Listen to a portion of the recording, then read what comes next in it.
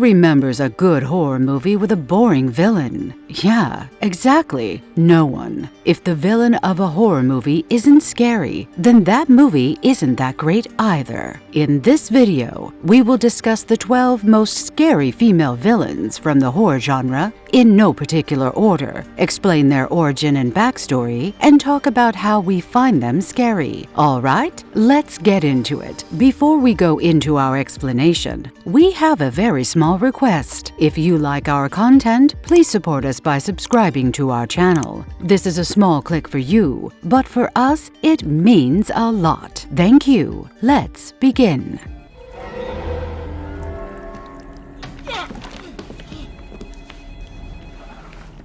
Samara Morgan, The Ring. Let's start with a classic. Samara Morgan. Samara was born with a psychic ability known as Nensha. Her biological mother was sexually abused by a priest, her biological father, and soon after birth, her mother realized her supernatural powers. Thinking the powers were a demonic manifestation of the ocean entity, Samara's biological mother tried to drown her outside the hospital where she gave birth. As she grew up under her adoptive parents' care, the town and the parents slowly started growing distant from Samara due to her uncontrollable powers and their effects. Samara was taken into psychiatric care, where she committed her first murder, which led to her father locking her up in the horse stables with a television set to keep her busy. Her powers soon caused the horses to commit suicide by jumping off a cliff, and the freak accident led her mother to push her into the well near their house. Samara drowned after suffering for days, but not before she etched her psyche into a cursed videotape.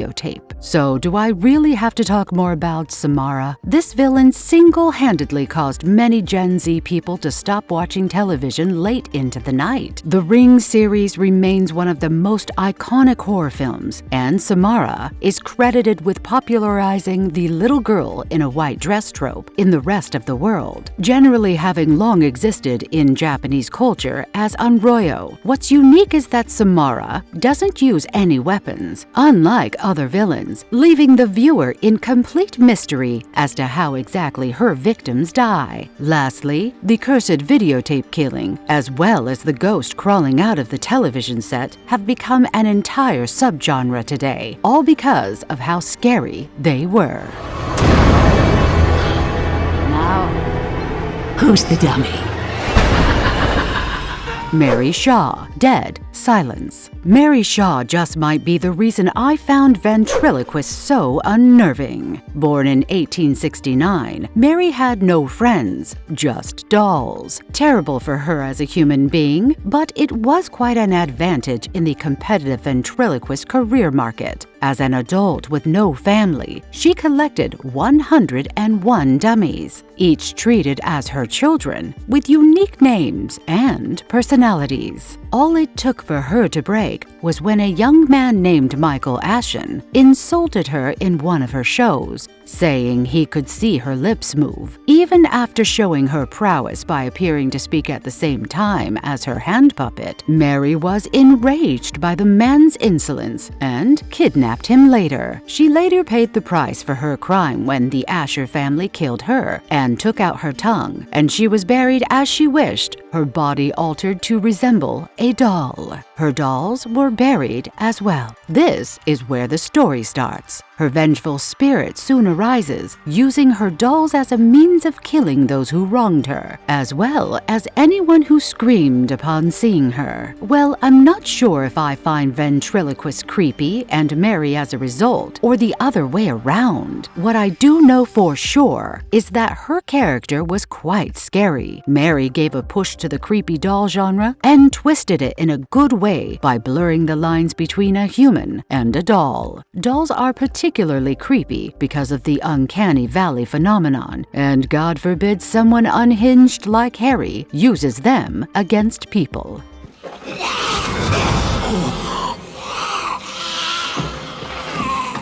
Syl, Species. Oh boy, I made the mistake of watching this one when I was too young. The third sample Syl was kept out of cryostasis and allowed to grow for scientific observation. The original aliens, primarily called Species, responded to humankind's SETI project by first sending a message about better use of methane and later instructions on how to mix a DNA sequence they had sent out with human DNA. For obvious reasons, the scientists thought that was a good idea and created 3 hybrids, the third one being Syl. Syl's embryo grew to be visible to the naked eye in a day, and in less than a month's time, she grew to a young girl just before puberty. Exhibiting superhuman speed and strength, Syl also suffers from visions telling her about who she is. The scientists tried to eliminate her by using cyanide gas, but she escaped the facility and later went through a rather painful-looking pupation stage. Emerging as an adult in a few hours, Syl blends into society rather effortlessly, learning information from books with a mere touch. Unfortunately, her primordial instincts kick in, and her desire to mate causes her to kill quite a few people. I might be biased, but Syl probably presents the scariest alien invasion scenario, in my opinion. There is nothing like a shape-shifting alien-human hybrid who desires to mate and kills people without a thought. The ending left a young me even more scared, implying the hotshot dudes with a flamethrower failed to do their job properly, and now there are mutant sexual alien killer rats out on the loose.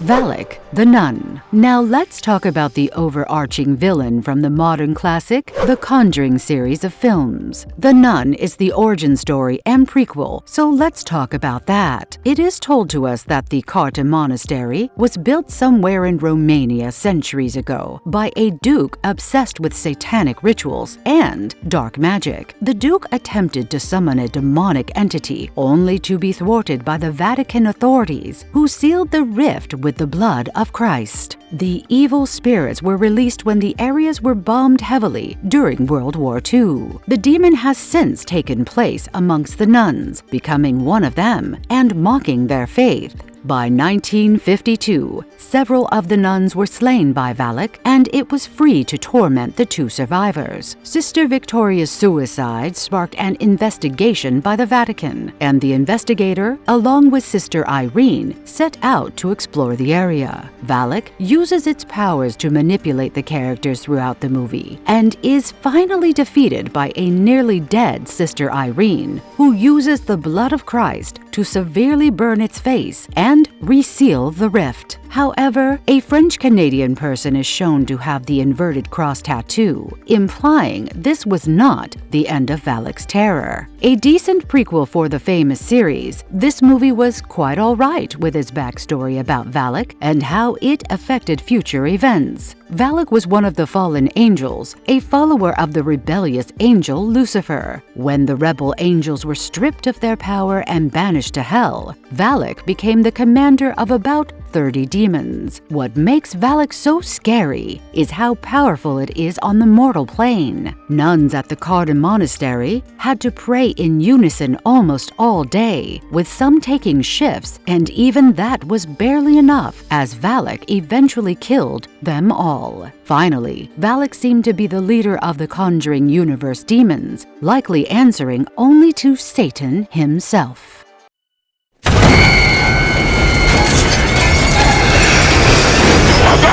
Mia Allen, Evil Dead. Evil Dead 2013 brought along with it a great villain in Mia Allen. Although not much is known about her childhood, there are a few key moments in her early adulthood that define her. Mia lived with her stepbrother David, and they were both raised by their single mother. In her young adulthood, Mia's mother developed a terminal illness that left Mia to take care of her mother until her death, as David was away from home. Seeing her mother's condition deteriorate to such an extent broke Mia, and she took solace in abusing heroin. Mia much later took a trip to a cabin with David and others. This was primarily intended to be an intervention and detox for Mia's addiction. The others were exploring the cabin and found the rotting remains of small animals in what seemed to be a witchcraft ritual with some strange incantations. They read it out, unknowingly releasing a dormant demon in the woods. Mia, later going through a withdrawal, came across a humanoid figure in a white dress. This was none other than the demon known as the Taker of Souls. A series of events led to the demon violating her and taking possession. I should be honest here. I mostly remember this movie because of the name Grandpa, an absolutely ridiculous name for a dog. Secondly, Mia Allen's possessed form was quite creepy for a 13-year-old me. What really did it for me was the scene where possessed Mia tells them all they're going to die. There's also the vomiting of blood on a person, infecting another one with a bite, chopping limbs off, and lastly, the cool part where David kills her and brings her back to life, expelling the demon within her. Not many films end this way, so it was a nice change to see the protagonist survive a possession and make it out alive. At least that's what the canon ending is. There were 2 other endings that weren't so good for Mia.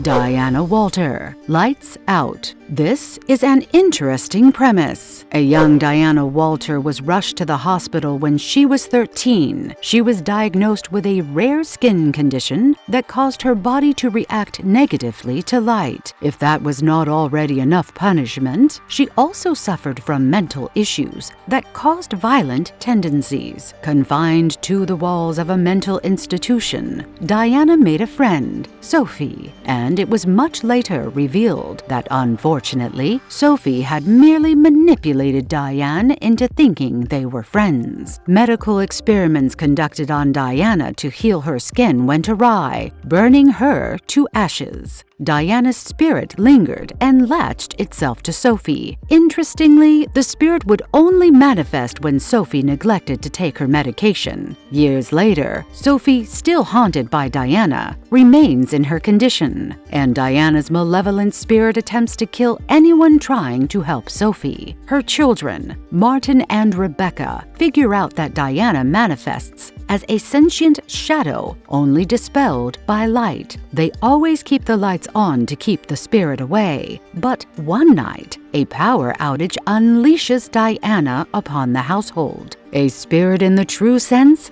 Diana is quite cool and scary as a villain. Her powers extend to only the dark, relating to her weakness in her past human form. Interestingly enough, she uses Sophie as a conduit between her realm and the mortal one. A memorable idea, certainly.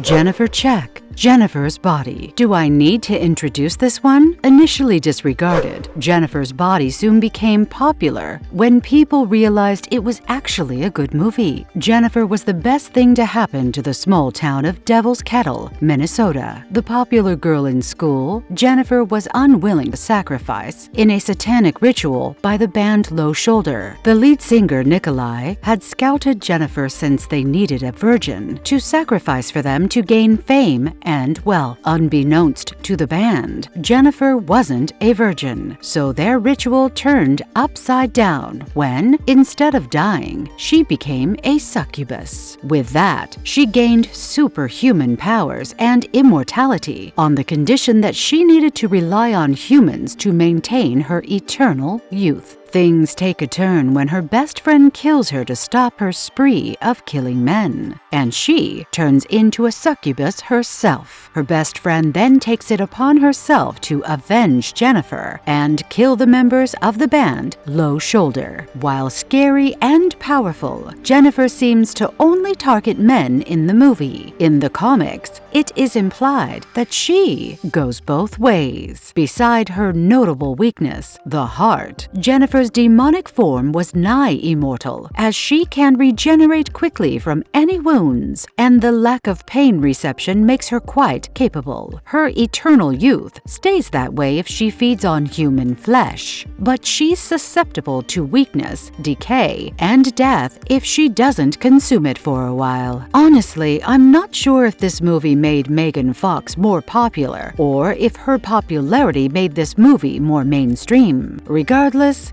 Jennifer's Body is one of Megan's best works, and it was also a good horror movie on its own.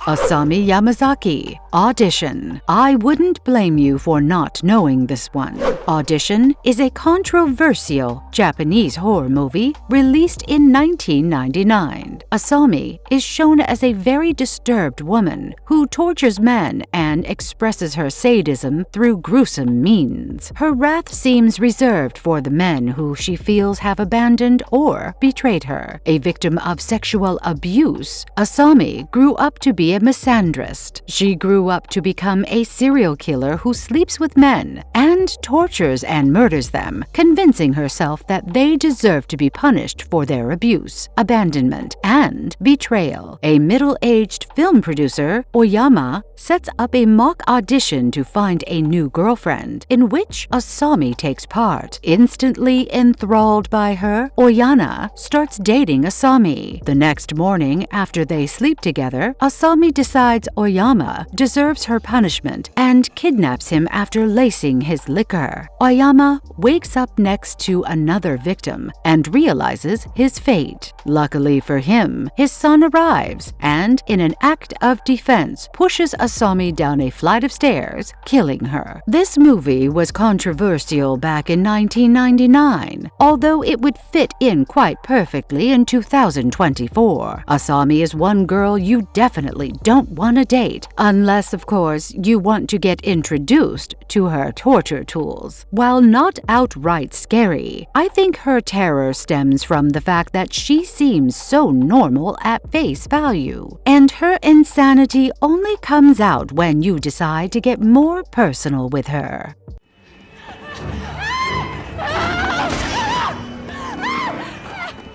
Pearl, set against an interesting backdrop of the end of World War I and the influenza pandemic in 1918, Pearl is a very good movie of recent times. Pearl lives on a Texas homestead with her parents, while her husband is deployed on duty. Pearl aspires to be a chorus girl, but her domineering mother disapproves of it, while her infirm and paralyzed father needs care from her and her mother. She shows signs of psychopathy by killing animals and physically abusing her father. She gets into a short relationship with a cinema projectionist, which leads to a series of events, including Pearl getting into a physical altercation with her mother and later murdering her parents. She admits the crime to her sister-in-law Mitzi, whom she murders in a fit of rage when she finds out Mitzi was selected for the audition instead of her. Pearl's husband arrives unexpectedly one day, finds the dead bodies where they were, and is greeted by Pearl with a constrained smile. Aside from regularly feeding an alligator she named Theta, Pearl has little to no redeeming qualities. Well, it was human corpses, but she fed the poor creature at the very least. What feels so unsettling is the fact that there is not much reason for the degree of her actions, other than the fact that she's psychopathic. I just feel bad for her husband, who returns from the terrors of war to his home only to find more death inside.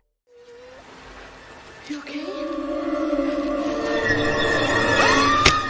Esther Orphan. Orphan is the messed up story of a person with a growth disorder who also happens to exhibit psychopathic tendencies. She has a pituitary gland disorder, which stunts her growth, leaving her to look prepubescent. This led to a very traumatic childhood when her father left her for another woman, explaining to his daughter that she would never physically grow to be a woman enough for him, so he had no choice but to leave her. Very Disturbing indeed. Furthermore, this causes her to go insane and murder her father and his girlfriend, and she finds herself in a mental institution. After her escape, she was abused by wealthy pedophiles, and when she was caught, she escaped the police by pretending to be a child. She was later adopted by the Coleman family, where her traumatic past and psychopathic tendencies combined to wreak havoc on the entire family. Her adopted mother, Kate, finds out Esther's real identity and protects the rest of her family before it's too late. Aside from Kate's super strength revealed from her kick in the final scenes, there wasn't too much surprising going on in the movie. I certainly felt bad for Esther as well as Kate, since Esther had to bear so much trauma in her youth that it forever stains whatever she could have had now. As for Kate, she was just trying to protect her family, and she did whatever she could for that reason. Story aside, Esther is another killer in disguise trope, since her appearance would never lead you to doubt her in any investigation. That's what makes it so scary for me.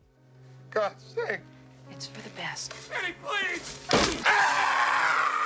Annie Wilkes, Misery. Annie has a fan base in the Stephen King universe. Let's explore why exactly. Paul Sheldon, a famous novelist, has one drink too many and wrecks his car in a blizzard in the middle of the night. Too bad for him, a nurse, Annie Wilkes, finds him and nurses him back to health. Annie discloses that she's his #1 fan and goes totally crazy when she reads his newest manuscript and finds out that the lead character, Misery, dies in the end. In a fit of rage, she reveals the fact that Paul is effectively a prisoner since she never informed anyone else about his whereabouts. Forced to write a new manuscript from scratch, one in which Misery doesn't die, Paul tries to find ways to escape and finds out more unnerving information about Annie. Later, Annie finds out he's been sneaking around the house and uses a sledgehammer to immobilize him. When he's done with the new manuscript, he burns it so Annie will never be able to read it, and in the subsequent altercation, he kills Annie in an act of self-defense. Well, what would you expect from a Stephen King book adaptation? Annie is crazy, and I imagine that that's what die-hard Swifties are like. I certainly felt bad about her allegation in the past and her reputation being dragged through the mud by the media, but imprisoning your favorite author is quite scary, especially when meeting Paul under those circumstances, and would be quite a coincidence. If I'm your favorite, please know that I'm the #1 fan of my ankles.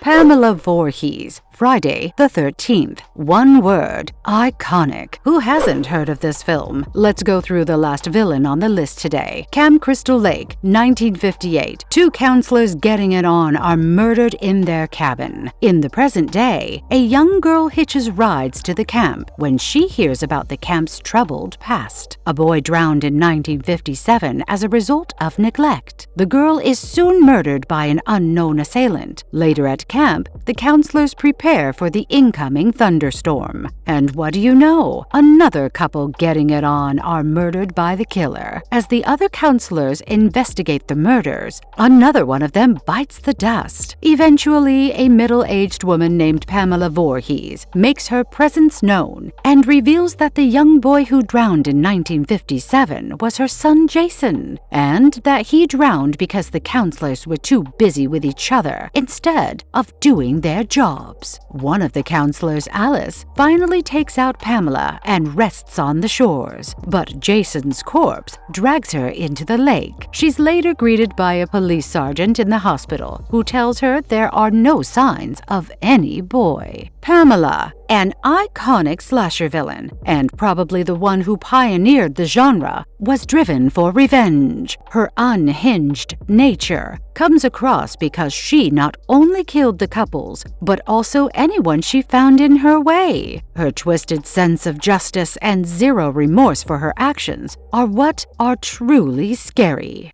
Marvelous verdict. Well, that concludes our list of the 12 most scary female villains. There are a lot to talk about, and a lot of varied personalities ranging from murderers influenced by past trauma to simply psychopathic. I hope you enjoyed this video, and be sure to stick around for more. And if you liked our content, don't forget to leave a like and subscribe to us if you haven't already. Have a good one and be safe. Thanks, everyone.